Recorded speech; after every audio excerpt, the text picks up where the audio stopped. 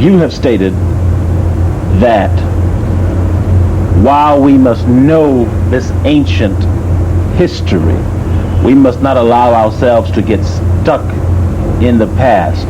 You think that we should be about building new Africans. To the extent that you can, give us a profile of this new African man, woman, and child, culturally and psychologically. Okay, I think that in many ways I've done that. I think that in our discussion over the last few minutes, I have really, by implication, talked about what that person is like. It's a person who is reflective, I think, of the traditional African values.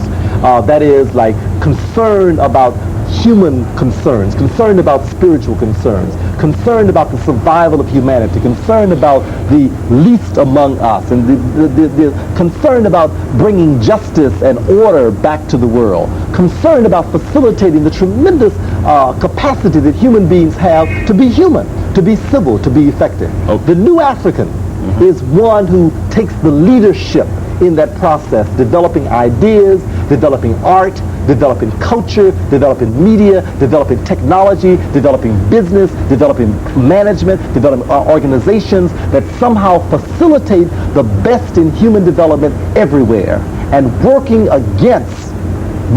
for the destruction of oppression every place in the world. Now, I'm not trying to be funny when I say this. Okay. But to a certain extent, many of those characteristics sound like a social worker. Okay. All right?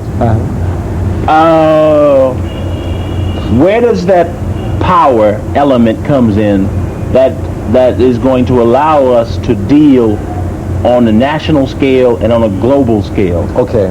All right? Because what I'm hearing is that here you have a sensitive person. We have been sensitive, and look where we are. Okay. Right? Okay. Can you address that? Power is in human dignity. You see, power is in human dignity. That is that, you see, I don't believe then that I should change my values because the world has become barbarian.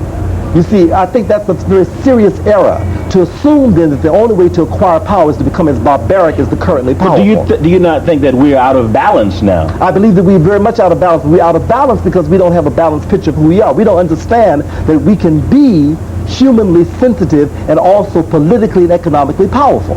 We don't understand that somehow we can fight oppression. You know, this is the example I simply gave I gave a few minutes ago about dealing with the racists.